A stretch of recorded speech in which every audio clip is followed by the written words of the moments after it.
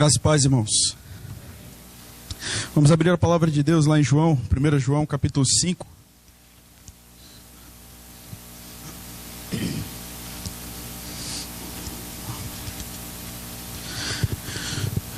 Primeiro João, capítulo 5, nós iremos ler do versículo 1 ao versículo 5.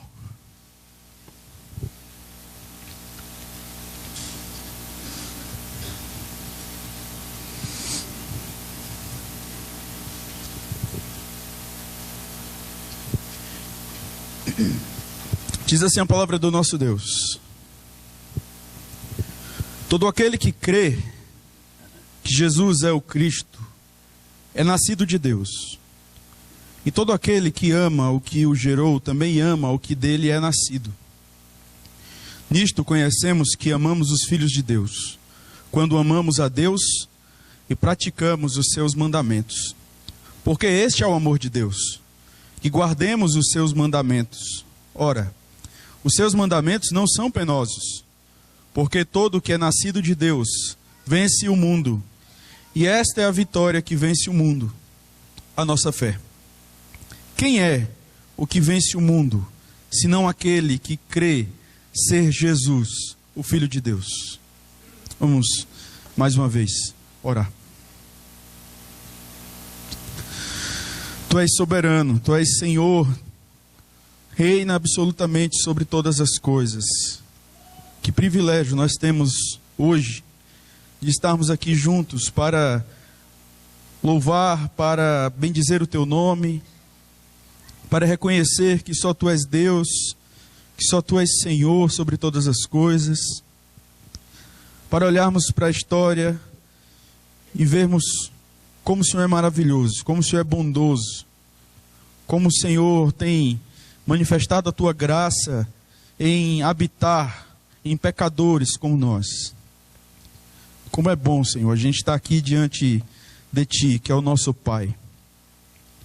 Nós que somos Teus filhos, Te pedimos que o Senhor traga, através da aplicação do Teu Santo Espírito, a Tua santa instrução para nós nesta noite. Fala, ó Deus, aos nossos corações. Apesar de nós, tem misericórdia, Pai. Fala conosco, nós carecemos da Tua palavra, somos pecadores, o nosso coração é extremamente enganoso, nós temos uma natureza que busca a satisfação no mundo em muitos momentos. Tem misericórdia de nós. Nós pedimos ao Senhor, por intermédio de Cristo, que o Senhor fale conosco nesta noite. Pedimos isso no nome de Jesus. Amém. A igreja do Senhor sempre foi alvo de ataques do inimigo ao longo da sua existência. A igreja nunca teve uma vida fácil. Sempre surgiram pessoas que lutaram contra a igreja. Sempre surgiram pessoas que buscaram profanar o evangelho. E nós temos uma luta. Nós travamos uma luta contra o inimigo das nossas almas. Eu quero deixar bem claro aqui que não há uma queda de braço entre Deus e o diabo. Mas, de acordo com aquilo que nós aprendemos nas Escrituras, o diabo, ele é aquele que, como um leão, ele ruge ao nosso derredor, apenas esperando uma oportunidade para nos devorar. Ele é o inimigo das nossas almas. E nós temos uma luta contra ele, uma luta que não tem trégua. Lá em 1 Pedro, capítulo 5, versículo 8 ao versículo 9, diz: sede sóbrios e vigilantes. O diabo, vosso adversário, anda em derredor como leão, que ruge procurando alguém para devorar. Resisti-lhe firmes na fé, certos de que sofrimentos iguais aos vossos estão se cumprindo na vossa irmandade espalhada pelo mundo.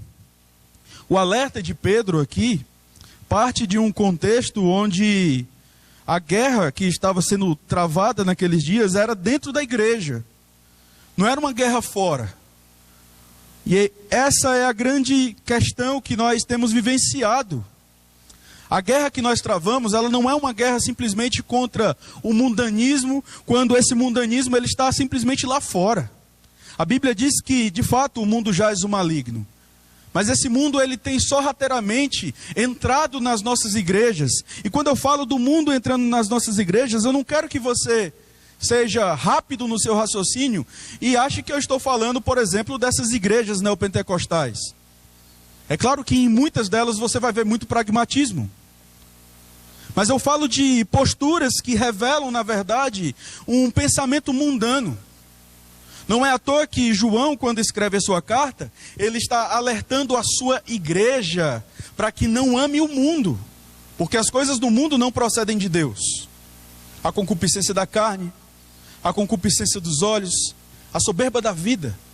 Eram questões que estavam afetando aqueles irmãos. Muitas vezes nós tendemos a achar que o mundanismo, a forma de pensar do mundo, esse sistema corrompido só se encontra lá fora. E parece que dentro das quatro paredes da igreja nada acontece.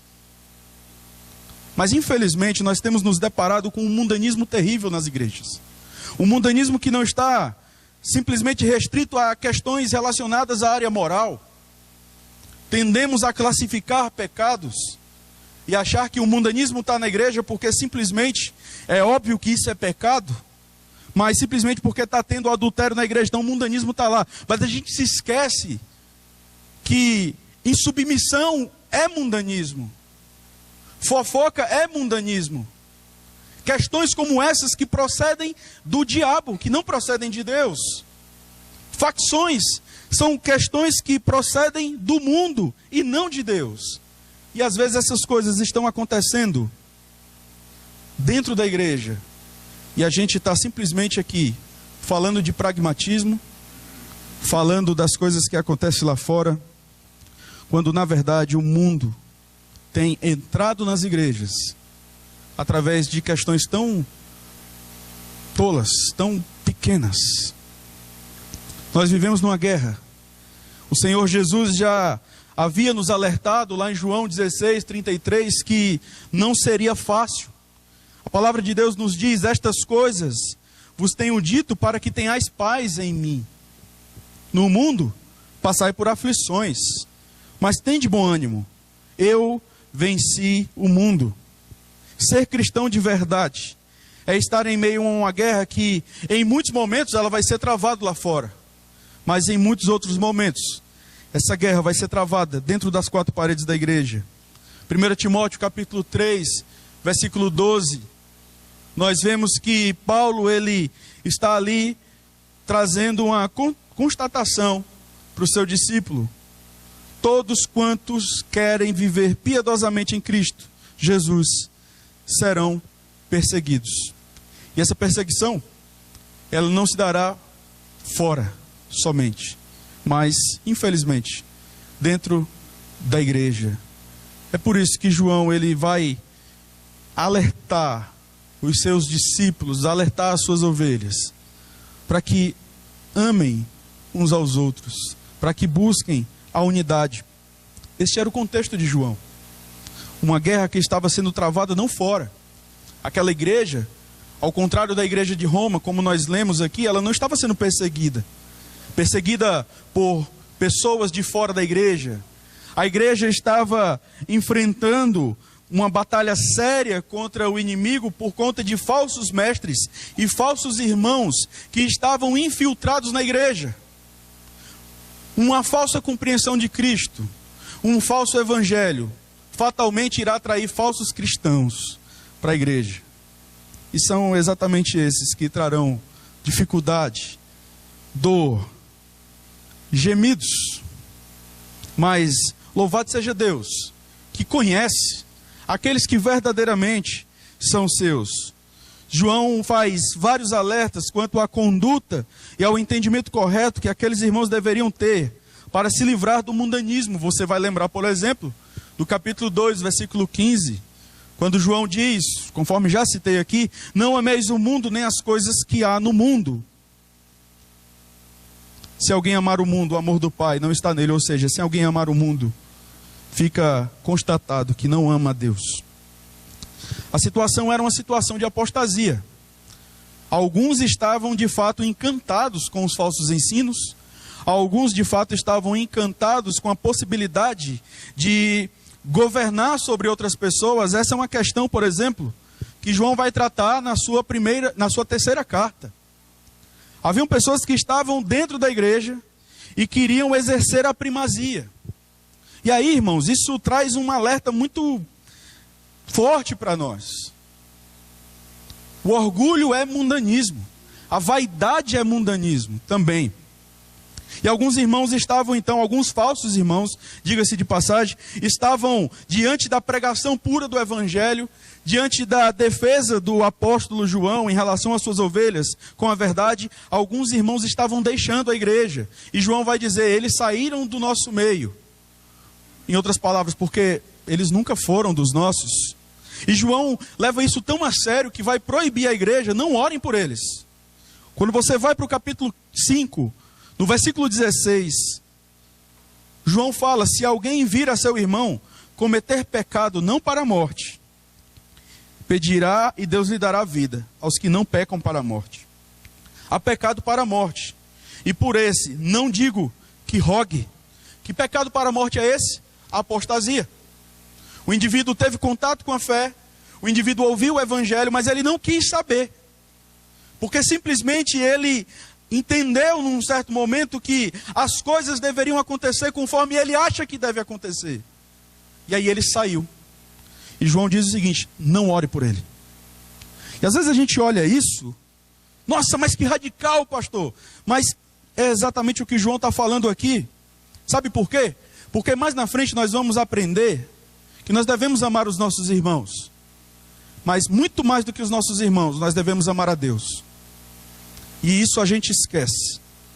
Porque no final das contas, é preferível para muitos ser bonzinhos com os outros, desonrar a Deus, a quem de repente não vai chegar no teu ouvido e ficar falando ou vai te olhar diferente.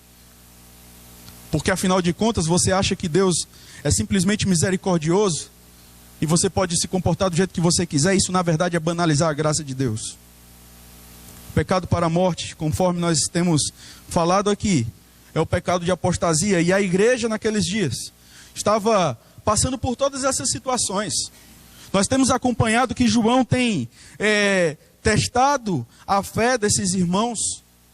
E em alguns momentos João ele vai dar uma pausa para consolar o coração desses irmãos, porque era provável que eles estivessem ali contristados. Era provável que eles estivessem ali aflitos por conta de tantos testes, e de repente olhar para a sua vida e ver, será que de fato eu sou cristão? Será que de fato eu amo a Deus? E João ele faz algumas pausas para trazer esperança para o seu povo. E João vai agora finalizar esses testes. É claro que ele vai estender um pouco mais do assunto, mas o assunto que nós teremos do versículo 6 até o versículo 21 são assuntos mais teológicos, mais relacionados às questões práticas também, óbvio, tem esse ponto, mas não envolve tanto essa questão do amor por Deus, não vai ter essa ênfase como estava tendo até aqui, essa questão da obediência, essa questão de um entendimento correto a respeito de Cristo. No versículo 4 do capítulo 5, João diz, porque todo que é nascido de Deus vence o mundo, e esta é a vitória que vence o mundo, a nossa fé. João está trazendo uma constatação. João está trazendo, ao mesmo tempo que mesclando os três testes, o teste social, moral e o teste doutrinário, ele está dizendo para aqueles irmãos, olha, tudo isso que eu tenho falado até aqui, amor a Deus, amor aos irmãos, obediência à palavra de Deus e um entendimento concreto a respeito de quem é Cristo, tudo isso se constitui nas características daqueles que vencem o mundo. Então João ele vai falar nesse sentido. Se você é um cristão de verdade, se você nasceu de novo, certamente você pode se considerar um vencedor. Não um vencedor como nós temos ouvido por aí, mas um vencedor de acordo com os méritos de Cristo. Aí, é isso que a palavra de Deus nos diz, por exemplo, lá em Romanos 8:37. Em todas estas coisas, porém, somos mais que vencedores, por meio daquele que nos amou. Se você nasceu de novo, se Cristo é o Senhor da sua vida, você pode se considerar um vencedor. Mas se você não nasceu de novo, e como saber se eu nasci de novo? Você se importa com seus irmãos? Você tem lutado pela unidade da igreja? Você tem buscado conhecer a Cristo consistentemente, de maneira perseverante? Você tem se incomodado com o conhecimento medíocre que muitas vezes você tem? Se você se importa com essas coisas, se você luta pela unidade da igreja, se você busca em tudo isso obedecer a Deus, você tem dado evidências que de fato você é um filho de Deus. Mas se você não nasceu de novo, você pode entender claramente que esse texto de Romanos não se aplica a você. Você não é mais que um vencedor. Você é alguém que de repente acha que nasceu de novo, mas ainda não se encontrou com Cristo. E é exatamente esse encontro com Cristo que faz a diferença nas nossas vidas. E infelizmente esse discurso nos dias de hoje é muito duro. É muito difícil. Mateus capítulo 7, versículo 21 ao versículo 23. Texto que já lemos algumas vezes e certamente ainda iremos ler muito. Nem todo que me diz Senhor, Senhor, entrará no reino dos céus, mas aquele que faz a vontade de meu Pai, que está nos céus. Muitos naquele dia hão de dizer-me, Senhor, Senhor, porventura não temos nós profetizado em Teu nome, e em Teu nome não expelimos demônios, e em Teu nome não fizemos muitos milagres? Então lhes direi explicitamente, nunca vos conheci, apartai-vos de mim, os que praticais a iniquidade. João mais uma vez irá admoestar aqui os nossos corações em relação ao amor, à obediência e à doutrina. Nós temos aprendido até aqui que a doutrina não é meramente uma adesão intelectual. Ela deve vir acompanhada de um viver piedoso. E tem uma frase que eu acho muito interessante do Charles Spurgeon. Na verdade, ele citando um teólogo, ele diz o seguinte: se há um fato, uma doutrina ou promessa na Bíblia que não produziu nenhum efeito prático em seu temperamento ou conduta, tenha certeza de que você não creu sinceramente. Se nós afirmamos que cremos na soberania de Deus em tantos outros pontos importantes da reforma, se a nossa vida ela não condiz com esse entendimento, a gente não creu sinceramente, a gente não entendeu aquilo que nós falamos crer. Então, diante disso, eu quero meditar sobre o seguinte tema: mais que vencedores, porque essa é a ideia de João aqui para nós. Mais que vencedores. Quem são esses vencedores? Em primeiro lugar, versículo 1, olha o que é que diz aí: todo aquele que crê que Jesus é o Cristo é nascido de Deus. Aqueles que são mais que vencedores são aqueles que nasceram de novo. Não estou falando aqui, muito embora depois deste ponto nós iremos enfatizar a questão da prática, a questão das atitudes nossas. É importante que se diga que se Deus não agir com misericórdia sobre nós, nós não temos qualquer esperança. Nós somos mais que vencedores, em primeiro lugar, se nós tivermos nascido de novo. Aparentemente, esse texto ele vai dizer para nós o seguinte: que depois de crer em Cristo, eu venho então a nascer de novo. Mas não é isso que o texto está querendo dizer para nós. Quando nós vamos olhar esse versículo, essa frase em especial, na estrutura grega, a tradução que nós podemos tirar aqui é que todo aquele, é diferente, todo aquele que é nascido de Deus, crê que Jesus é o Cristo. A combinação, por exemplo, do verbo crer com o verbo nascido traz exatamente essa ideia para nós. A ideia não é, depois de crer, eu nasço de novo. Não, a ideia é, depois que você nasceu de novo, agora você crê no Evangelho. E essa nova vida, ela só é permitida por Deus, só é possível com a ação de Deus. O verbo nascido aqui está na voz passiva, ou seja, o homem não tem qualquer ação no seu novo nascimento. Se Deus não agir com misericórdia sobre o homem, se Deus não ir em direção ao homem, o homem jamais pode ir até Deus. O homem jamais pode ser salvo, se Deus assim não o quiser. Você não pode simplesmente chegar aqui e dizer: ah, mas eu sou um vencedor, pastor, porque de vez em quando eu demonstro amor, mas sabe por quê? Eu sou zeloso. Eu tenho opinião forte. E quando as coisas acontecem do jeito que eu não gosto, eu vou e bato de frente com todo mundo. Porque a gente precisa ser assim, pastor, isso é tolice. Isso não é humildade. Precisa nascer de novo.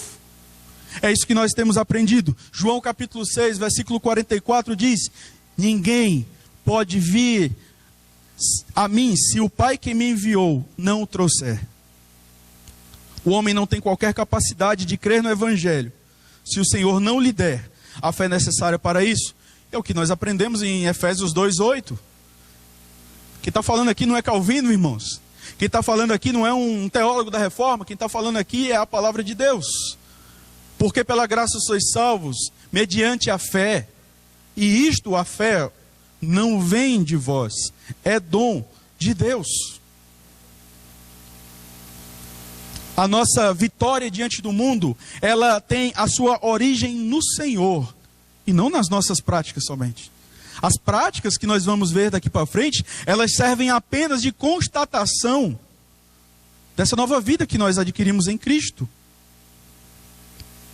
E esse é o motivo pelo qual muitos encontram grande dificuldade de desenvolver relacionamento com o próximo, encontram muita dificuldade de amar os seus irmãos, porque de repente não nasceram de novo. E aí, irmãos, não é à toa que Jesus falou do joio, não é à toa que Jesus disse que muitos serão chamados, mas poucos os escolhidos. E a gente olha para essas coisas e simplesmente fica indiferente porque, eu tenho tanto tempo de igreja, que isso é besteira, eu já ouvi isso tantas vezes. Mas o que consola o nosso coração é saber que vai ter um dia que o Senhor Jesus vai voltar. Ele conhece a sua igreja, Ele sabe aqueles que verdadeiramente são seus. Haverá um dia que o Senhor Jesus voltará para se encontrar com a sua noiva. E tem pessoas que estão no rol de membro, mas não fazem parte dessa noiva. Ao passo que tem pessoas que ainda estão se preparando para entrar no rol de membro de uma igreja visível, mas fazem parte da noiva. Porque o Senhor Jesus conhece quem verdadeiramente são os seus discípulos. Então, precisamos nascer de novo. Qual foi a última vez que você pediu perdão a Deus e ao seu irmão por algum pecado que cometeu contra ele? Se isso não faz diferença, é muito provável que você seja um ímpio, alguém que precisa da graça, alguém que precisa da misericórdia do Senhor. Segundo lugar, aqueles que são mais que vencedores são aqueles que amam a Deus e ao irmão na fé. É isso que João vai dizer para nós. Olha o que aqui diz aí, ainda no versículo 1, na parte B, até o versículo 2. E todo aquele que ama ao que o gerou, também ama o que dele é nascido. Nisto conhecemos que amamos os filhos de Deus, quando amamos a Deus e praticamos os seus mandamentos. Todo aquele que ama a Deus, em outras palavras, o que João está querendo dizer é o seguinte: todo aquele que ama a Deus que nos gerou, ama também aqueles que nasceram de Deus, que foram gerados pela palavra. Isso é interessante porque João traz aqui a figura de uma família. Eu não amo só o meu pai, eu amo o meu irmão também. Para quem tem irmão aqui, isso é uma questão óbvia. Eu amo o meu pai, eu amo os outros filhos dele, que são nada mais nada menos do que os meus irmãos. Essa é a grande questão que João traz aqui. E esse amor, a palavra, o verbo empregado aqui, quando ele fala que também ama ao que dele é nascido, esse verbo aqui, amor, que está colocado aqui, ama, ele traz a ideia de uma ação contínua.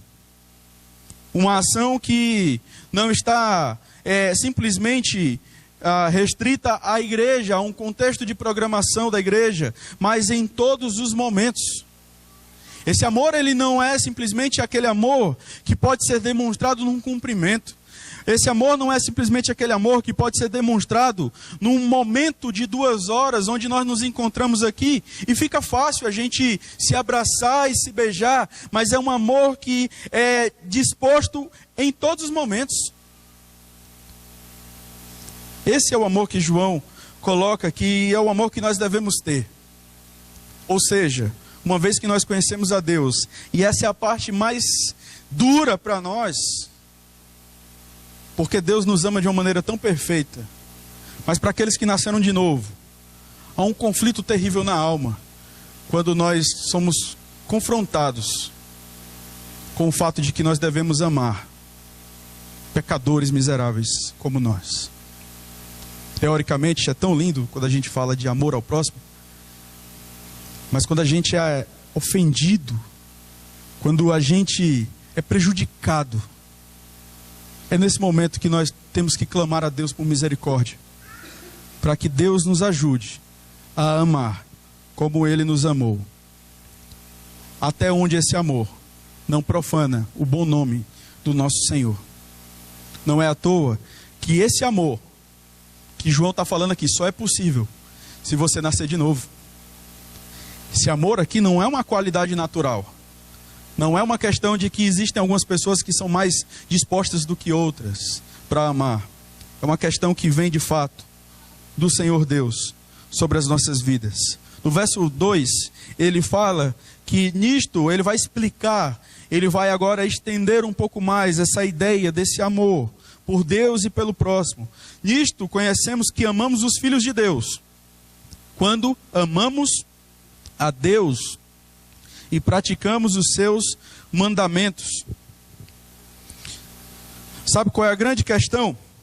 Se eu quero amar o meu irmão com qualidade, eu preciso amar a Deus sobre todas as coisas. Amar o irmão, de fato, é demonstrar que nós amamos a Deus, mas por quê? Porque o Senhor estabeleceu as leis. Os 10 mandamentos, por exemplo, onde os 6 últimos mandamentos são mandamentos relacionados ao próximo. Mas não pense por um minuto que você tem que amar alguém que simplesmente profana o nome do Senhor de maneira irremediável. Não pense. João diz aqui que a gente não deve nem orar por essas pessoas. Então, irmãos, o nosso amor pelo nosso irmão, ele se tornará um amor de qualidade quando nós amarmos a Deus sobre todas as coisas. O nosso amor pelo próximo, ele é tão somente regulado por aquilo que nós amamos em relação a Deus. Mateus 22, 36, 38. Eu vou repetir nos textos. E você tem percebido que textos têm sido repetidos na liturgia, porque a ideia de João, ela tem sido repetida, e a gente vai caminhar nesse sentido. Mateus 22, 36, 38 fala: mestre, qual é o grande mandamento da lei? E aí Jesus responde: amarás o Senhor teu Deus de todo o teu coração, de toda a tua alma, de todo o teu entendimento. Este é o grande e primeiro mandamento. Você não tem a obrigação de amar alguém que leva você a pecar contra Deus. Nós acreditamos que a mulher, ela deve ser, por exemplo, submissa ao marido. Não é isso que diz a palavra de Deus? Mas essa submissão, ela é no Senhor. Não é uma submissão cega e absoluta. É uma submissão até onde isso não faz com que a pessoa peque contra Deus. Deus nos chama, de acordo com o seu evangelho, a amá-lo de maneira sacrificial. Esse amor por Deus não é simplesmente um sorrisinho que a gente dá quando a gente ora: ah, Senhor, eu te amo tanto. Mas é um amor que nos leva a, se possível, darmos a nossa própria vida, a sacrificarmos a nossa vida por amor ao Evangelho. Eu não estou falando de sacrificar a vida para ser salvo, mas eu estou falando de um Evangelho radical, de um mundo que odeia aqueles que verdadeiramente nasceram de novo. O Senhor Jesus, quando chamou seus discípulos, o Senhor Jesus, quando falou a respeito do discipulado, ele disse: vocês querem vir após mim? Negue-se a si mesmo, tome a sua cruz, ou seja, estejam dispostos a morrer. Se nós amamos a Deus, irmãos, nós devemos estar dispostos a entregarmos a nossa vida como sacrifício, como louvor ao nosso Deus. Amar a Deus é isso. Amar a Deus em muitos momentos vai implicar em perda de amizades. Amar a Deus em muitos momentos vai de repente trazer algumas implicações complicadas para você e para mim. De repente você, sempre tenho dado esse exemplo, né? Você não será mais bem-vindo em alguns lugares. De repente, por amor a Deus, a sua lista de amigos ela vai diminuir. De repente, por amor a Deus, as pessoas vão passar longe de você. Mas, queridos, pode nos faltar todas as coisas, mas o Senhor não. E é isso que importa para nós. A nossa força, a nossa alegria, a nossa perseverança, ela está no Senhor Deus. E não na resposta que nós temos. Eu falo isso se aplicando a todos nós. Não fique triste se de repente em algum momento você precisou exortar um irmão no amor, na humildade, e de repente esse irmão não olha mais para você. Não fique triste.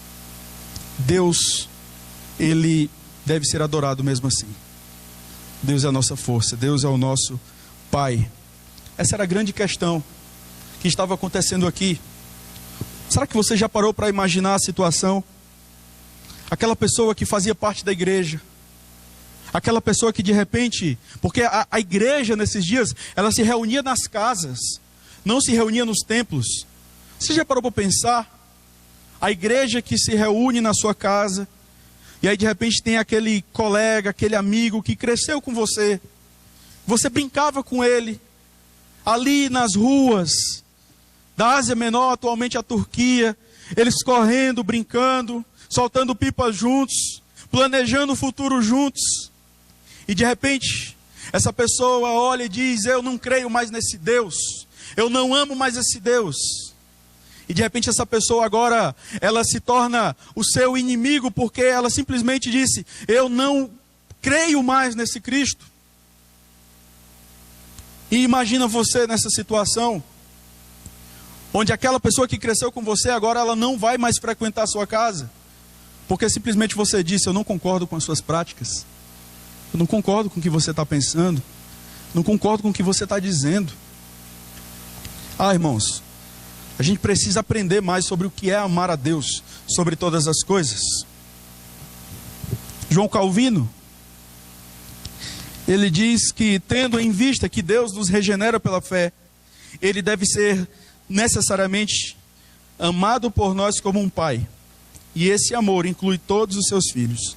Devemos amar os nossos irmãos perseverantemente, mas há um limite.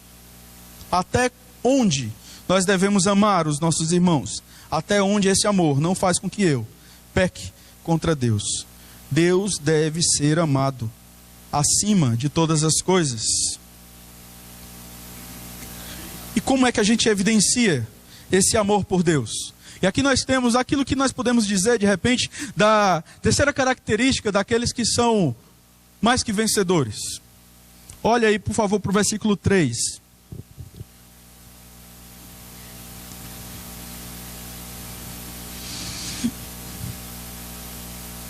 Porque este é o amor de Deus, que guardemos os seus mandamentos. Ora, os seus mandamentos não são penosos, porque todo que é nascido de Deus vence o mundo. E esta é a vitória que vence o mundo, a nossa fé. Ah, eu amo a Deus. Como assim você ama a Deus? O que é que significa amar a Deus? João vai ensinar isso para nós. Ele já diz aqui no versículo 3, porque este é o amor de Deus, ou seja, isso é o que significa amar a Deus. O que, João? Aí ele fala, que guardemos os seus mandamentos.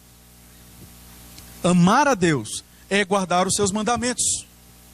E a gente vive uma era hoje antinomista, onde as pessoas, não, mas essa questão do mandamento é uma questão do Antigo Testamento. Isso não tem nada a ver comigo. Onde é que Cristo diz na sua palavra que ele revogou os mandamentos? No capítulo 5 de Mateus, por exemplo, Jesus ele vai dizer, eu não vim para revogar a lei, eu vim para cumprir a lei. Nós somos salvos da condenação da lei, porque não há qualquer pessoa aqui nesta noite, inclusive eu, que seja capaz de guardar perfeitamente os mandamentos do Senhor. Entretanto, Deus, ele nos salva da condenação da lei, mas nos salva para a lei. Porque a lei reflete a santidade de Deus. E Deus chama o seu povo para viver de maneira santa. Pela lei ninguém será salvo. Mas somos salvos. E a evidência disso é a guarda dos mandamentos do Senhor. 1 João 2,3. Ora, sabemos que o temos conhecido por isto, se guardamos os seus mandamentos.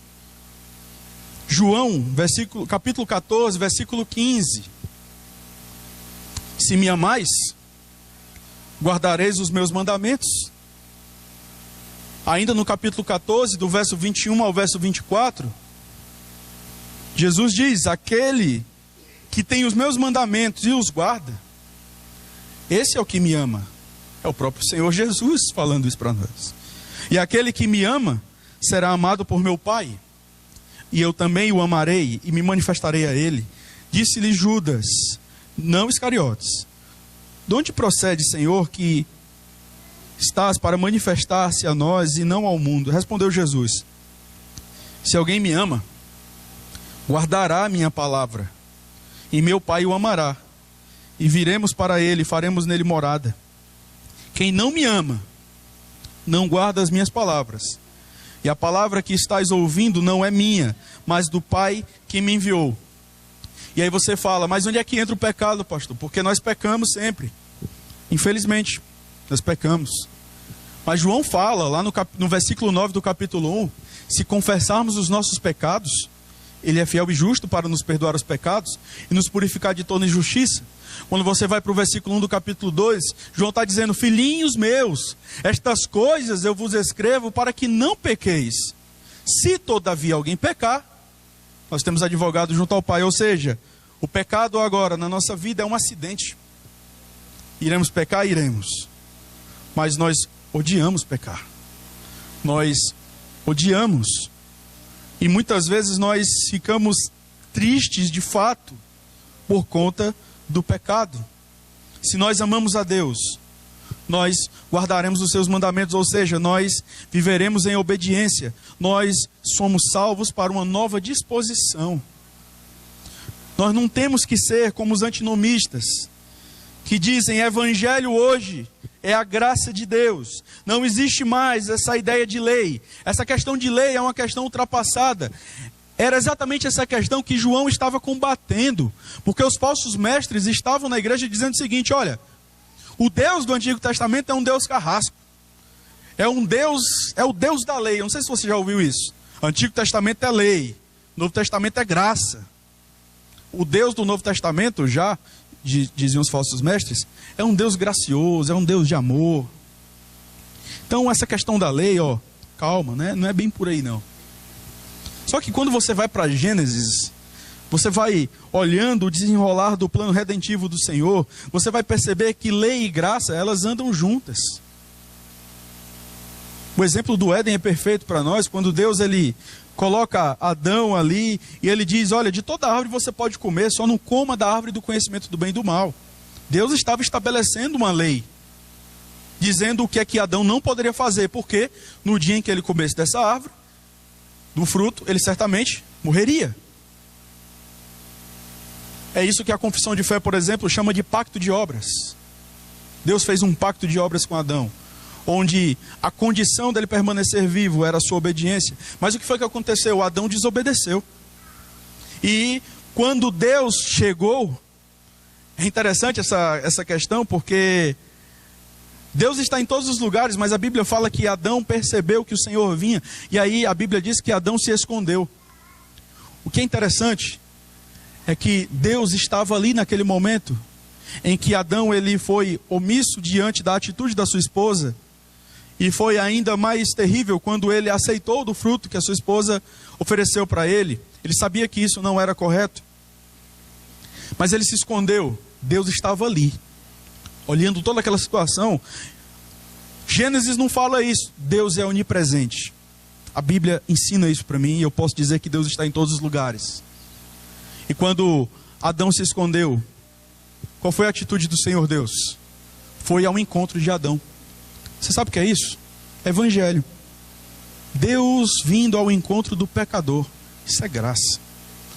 Então essa historinha que Deus é carrasco no Antigo Testamento, que Deus é uma coisa no Antigo Testamento e Deus é outra no Novo Testamento, isso é furada.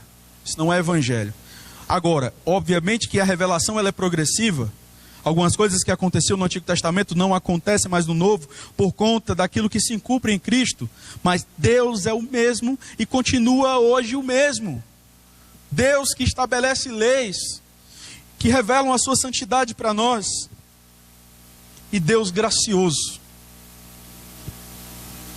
Esse é o nosso Deus. E nós precisamos, irmãos, observar a lei do Senhor, observar os mandamentos do Senhor. Por mais que a gente não tenha a capacidade de guardá-los, mas deve haver um sentimento de tristeza no nosso coração. Deve haver, não um sentimento de indiferença. Não, mas eu não guardo. Sabe como é que é, né? Somos salvos pela graça. Não, irmãos. A gente não pode se conformar com isso. Por outro lado, nós devemos fugir do legalismo. Se existe num extremo as pessoas que não, hoje não existe essa questão de lei, hoje é uma questão da graça. No outro extremo, existem pessoas que estabelecem regras, estabelecem leis que o Senhor não estabeleceu na sua palavra. Colocam um jugo sobre os irmãos que Deus não colocou. E dizem que certas coisas são pecado, quando na verdade a Bíblia não condena essas coisas como pecado. Tema, quando alguém perguntar para você, isso é pecado? Tema, se você não souber uma resposta bíblica. Porque o que é o pecado? O pecado é a transgressão da lei. Não a da sua lei ou da minha lei, mas da lei de Deus. Então vamos deixar de querer demonstrar uma santidade que a gente não tem, dizendo de repente que, isso é pecado. Isso não pode. Espera aí, onde é que diz isso? Precisa ir para a Bíblia. Porque isso implica, nessa questão aqui que João colocou, da obediência. E essa obediência, aplicada àquilo que João está ensinando para nós em relação ao amor a Deus, ao amor ao irmão, ela nem sempre, irmãos, vai ser uma obediência confortável. Obedecer, nem sempre vai ser fácil. Nem sempre amar o irmão vai ser fácil. Vai ser difícil. Vai ser complicado. Vai doer no coração da gente. Mas a gente precisa se ajoelhar diante do Senhor e clamar a Deus que mude o nosso coração. Irmãos, a gente depende muito do Senhor. E ele vai continuar aqui no versículo 4, ele diz, porque todo que é nascido de Deus vence o mundo. Quem não é nascido, obviamente, a implicação aqui, não vence. E esta é a vitória que vence o mundo, a nossa fé. Mas eu quero ver aqui a parte B do versículo 3, quando ele fala que os mandamentos do Senhor não são penosos, porque todo que é nascido de Deus vence o mundo. E essa é a vitória que vence o mundo, a nossa fé. Os mandamentos do Senhor, eles não são penosos para aqueles que nasceram de novo. Eles não são pesados para aqueles que têm buscado uma vida de santidade, para aqueles que têm buscado agradar a Deus sobre todas as coisas. Os mandamentos do Senhor não rivalizam com o nosso amor por Deus, o nosso amor a Deus. Não. Nós devemos também amar a lei de Deus. No Salmo 119, versículo 47, a palavra de Deus nos diz: terei prazer nos teus mandamentos, os quais eu amo. Por que nós devemos amar a lei de Deus? Porque a lei de Deus, ela revela nada mais, nada menos do que aquilo que Deus pensa e um pouco daquilo que Deus é. Um pouco porque Deus é eterno. A palavra de Deus nos diz, Deuteronômio 29, 29, há coisas encobertas para nós. Há coisas que Deus não quis revelar de si para nós. Você acha que Deus cabe na Bíblia? Agora, é claro que a Bíblia é suficiente para todos nós. Nós devemos obedecer ao Senhor. E isso é uma evidência que de fato nós somos mais que vencedores. 1 João 2, 17, capítulo 2, versículo 17, vai dizer que o mundo passa, bem como a sua concupiscência. Aquele, porém, que faz a vontade de Deus, permanece eternamente. E aí vem questões que são confrontadoras para todos nós. Se nós devemos obedecer a Deus, se nós devemos obedecer ao Senhor, guardando seus mandamentos, a pergunta que vem para nós nesse momento é: quanto tempo nós temos utilizado para lermos a palavra de Deus?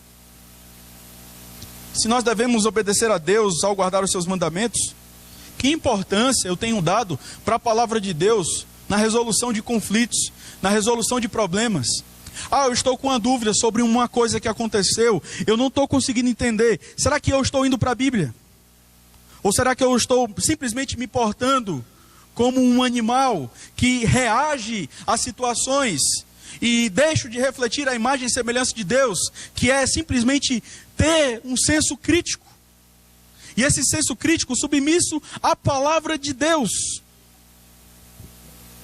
O que é que tem moldado o nosso pensamento? O que é que tem moldado as nossas palavras? O que é que tem moldado a nossa forma de andar, a nossa forma de tratar as pessoas? Aquilo que Deus revelou? Ou aquilo que eu acho? Nós devemos nos preocupar, irmãos, em agradar a Deus sobre todas as coisas.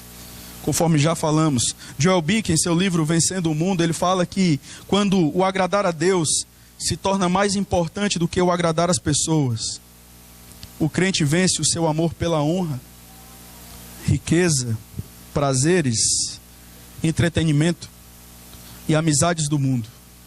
A fé e preparo para a submissão ante as perdas. É preparo para a submissão ante as perdas, para a renúncia de si mesmo e para suportar aflições por amor a Cristo. É a nossa fé que faz com que a gente vença o mundo. É impossível nós amarmos o nosso irmão. É impossível nós termos uma disposição de guardar os mandamentos de Deus se nós não fomos tocados salvadoramente pelo Senhor Deus. Se você se encontra neste exato momento indiferente a tudo isso que está sendo dito até aqui, será que você nasceu de novo? Será que você conhece a Deus? Será que você se preocupa em agradar o Senhor? Por último, versículo 1 e versículo 5, para trazer algo significativo para nós, porque João agora ele vai falar a respeito da pessoa de Cristo. Olha o que é que diz no versículo 1. Todo aquele que crê que Jesus é o Cristo é nascido de Deus. E aí nós aprendemos, de acordo com a estrutura do texto no original, que todo aquele que é nascido de Deus crê que Jesus é o Cristo. Todo aquele que é nascido de Deus crê que Jesus é o Cristo. E no verso 5 diz: quem é o que vence o mundo, senão aquele que crê ser Jesus, o Filho de Deus? Nós podemos dizer que a última marca de alguém que é mais que vencedor é alguém que possui uma fé bíblica em Jesus. É alguém que tem um entendimento correto a respeito da pessoa de Cristo. E isso, irmãos, é interessante para nós, porque se nós não temos um entendimento correto, na verdade, se nós não nascemos de novo, está tudo ligado aqui. Se não nascemos de novo, obviamente, nós não teremos um entendimento correto a respeito de Cristo, porque é pela fé. É somente para aqueles que nasceram de novo. E uma vez que eu nasci de novo, e agora eu possuo um entendimento correto da pessoa de Cristo, fatalmente eu vou evidenciar isso como? amando a Deus sobre todas as coisas, amando o meu irmão e obedecendo a palavra de Deus. Para que eu faça essas coisas, para que eu ame a Deus, para que eu obedeça a Deus, eu preciso ter um entendimento correto de quem é Cristo. E é exatamente por conta desse entendimento equivocado, não correto, equivocado, que muitos não têm amado a Deus, muitos não têm amado seus irmãos, muitos não têm obedecido a palavra de Deus. João, ele leva a sério essa questão, e se você for, por exemplo, para o capítulo 4, ele vai dizer que aqueles irmãos deveriam ter um senso crítico. Por quê? Porque um falso Cristo estava sendo pregado. E era exatamente essa falsa compreensão dos falsos mestres a respeito de Cristo que fazia com que eles vivessem de maneira totalmente equivocada. Alguns historiadores vão dizer que os gnósticos, eles se envolviam em questões terríveis relacionadas à área moral. E eles simplesmente achavam o seguinte: pouco importa o que é que eu vou fazer com a minha carne. O importante é o que eu creio. O importante é o que eu sei. E é por isso que João, ele vai rebater essas questões dizendo: olha, esse é o verdadeiro conhecimento de Deus. Como é? Obedeça a Deus, ame os seus irmãos, conheça mais e mais a pessoa de Cristo. Aí sim você pode dizer: eu conheço a Deus. Não como os gnósticos. Era uma ironia, óbvio, de João contra os gnósticos. É impossível amar a Deus, o próximo, se nós tivermos uma compreensão equivocada desse Senhor. Um texto que eu creio ser emblemático aqui é o Mateus, capítulo 16, versículo 13 ao versículo 17, que fala daquele momento onde Cristo, ele olha para os discípulos: o que é que o povo diz que eu sou? E alguns vão falar tantas outras coisas. E Jesus olha para os discípulos e diz: mas e vós? O que é que vocês acham que eu sou? E aí Pedro responde: tu és o Cristo, o Filho do Deus vivo. E aí Jesus, ele elogia essa colocação de Pedro. Não pense que a doutrina não é importante. Não pense que ter um conhecimento superficial de Cristo é simplesmente algo que não é de extrema importância. Se nós pouco nos importamos em conhecer a Deus, se nós pouco nos importamos com as aulas de EBD, por exemplo, nos momentos que temos a oportunidade de termos um conhecimento mais amadurecido, mais profundo a respeito de Cristo, nós estamos de outra forma dizendo: eu não quero saber quem é Cristo porque pouco me importa viver como eu estou vivendo. Se nós temos uma compreensão equivocada de Cristo, nós iremos viver equivocadamente. E é isso que a gente não entende às vezes. A gente acha que a doutrina é uma questão meramente especulativa, que serve apenas para encher a nossa cabeça. É dizer: mas eu sou diferente dos assembleantes porque eu creio assim. Não, queridos.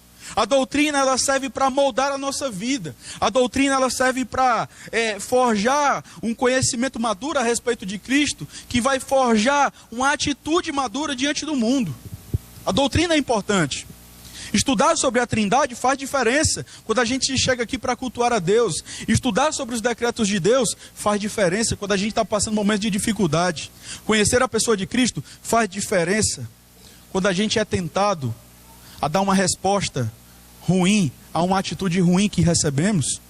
Porque se permanecemos nele, nós devemos andar assim como ele andou. Isso é um ensinamento de João para nós. E a resposta de Pedro é a resposta que nós encontramos aqui, quando Jesus, ele é chamado de Cristo, ele é chamado de Filho de Deus. Essa palavra Cristo é uma palavra que remete ao Antigo Testamento, que significa ungido, que traz a ideia dos 3 ofícios de Cristo. Para João era importante que aqueles irmãos entendessem que Cristo não era somente o Salvador, mas que Cristo era profeta também. Cristo era sacerdote e Cristo era rei. Não é um conhecimento básico, irmãos, que vai de repente dizer: como somos piedosos. Mas a gente precisa conhecer profundamente o nosso Deus.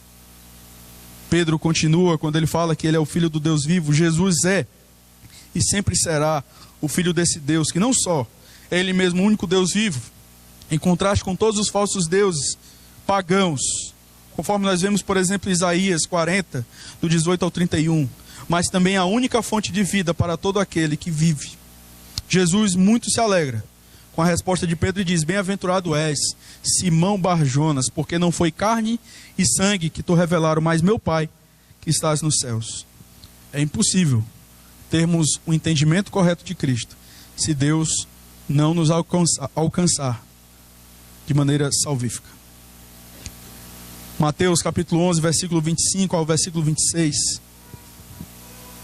Por aquele tempo exclamou Jesus: graças te dou, ó Pai, Senhor do céu e da terra, porque ocultastes estas coisas aos sábios e instruídos e as revelastes aos pequeninos.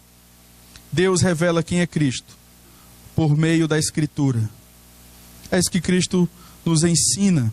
Só Cristo pode nos ajudar a guardar os mandamentos do Senhor e amá-lo e amar os nossos irmãos. Uma confissão verdadeira nos levará a uma vida correta diante do nosso Deus. Não estou falando de legalismo, eu estou falando de uma vida perfeita, mas de uma vida que de fato tem sido moldada pelo Espírito Santo de Deus.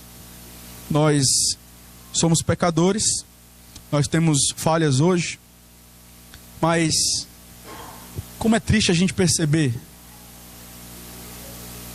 que na caminhada cristã nós nos deparamos com pessoas que não querem progredir, não querem conhecer a Deus. Você lembra de Jó? Jó, ele diz no capítulo 42: antes eu te conhecia só de ouvir, agora os meus olhos te veem. E o que é interessante é que no capítulo 1 de Jó, Deus vai dizer: vê meu servo Jó, falando para o diabo, vê meu servo Jó, homem íntegro, reto.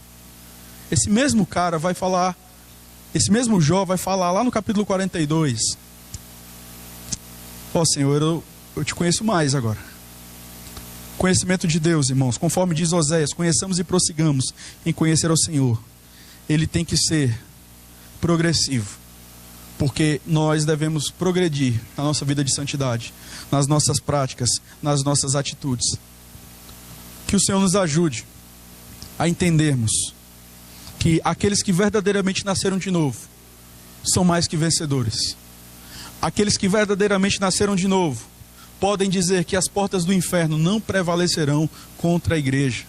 Aqueles que verdadeiramente nasceram de novo podem cantar Maranata. Aqueles que verdadeiramente nasceram de novo podem cantar porque Ele vive, nós podemos crer no amanhã, porque Ele vive, temor não há. Aqueles que verdadeiramente nasceram de novo podem simplesmente descansar no Senhor, apesar das circunstâncias. Que Deus nos ajude a caminharmos de acordo com a sua santa palavra. Que Ele nos ajude a, de fato, evidenciarmos essas características de pessoas que nasceram de novo, de alguém que nasceu de novo, que foi tocado pelo Senhor Deus.